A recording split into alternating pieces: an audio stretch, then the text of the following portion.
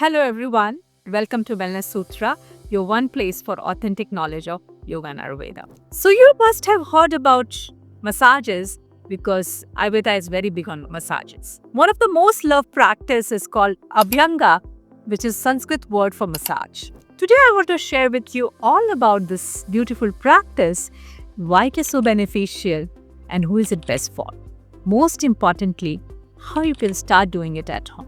Abhyanga or massage isn't just a beauty ritual, it's a therapy. It supports your nervous system, improves circulation in your body, strengthens immunities, and helps move toxins out of your body. In fact, in Ayurvedic detox method called Panchkarma, oil is used both internally and externally to deeply cleanse and then nourish your body. So, Abhyanga is especially beneficial for those who feel anxious, scattered, or mentally drained, people who have very dry skin or stiffness in their joints, people who struggle with sleep or feel overstimulated from the daily life. These are also the signs of excess vata or air element being out of balance in your body. And massage acts like a warm grounding hub for your nervous system. And who doesn't need that support in today's fast-paced world? So here is what you need to get started with. A bottle of oil. Ayurveda talks about multiple oils. Sesame oil for people who are vata imbalance for grounding and deep penetration. Coconut oil, which has a soothing property and it is cooling. And then you can have almond or mustard oil as well. But practically, I would like to use coconut oil with some almond oil mix in it. For the reason that coconut is the oil which I find best cold press oil in the market, especially if you're living in US. So you can go to Whole Foods or you can go to any other supermarket like Trader's Joe and try to find a good quality cold press oil. Okay, don't compromise on your oil.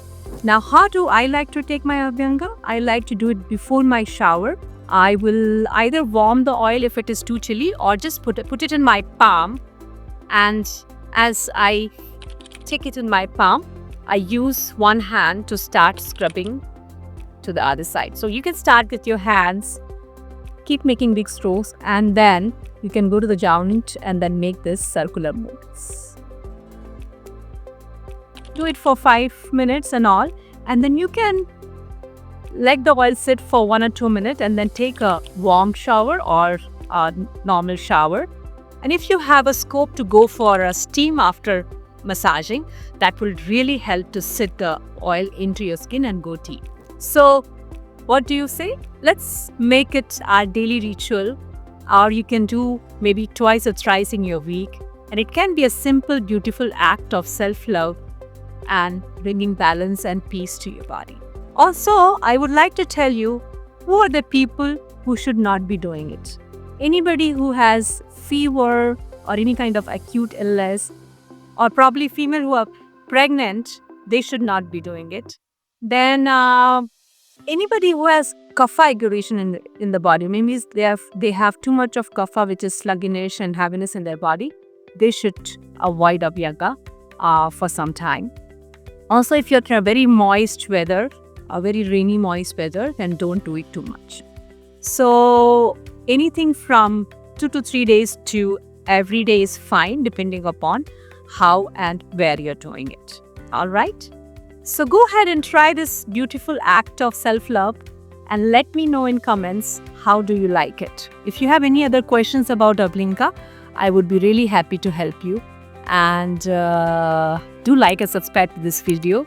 Let me know in comments if you have any other questions. Thank you. Namaste.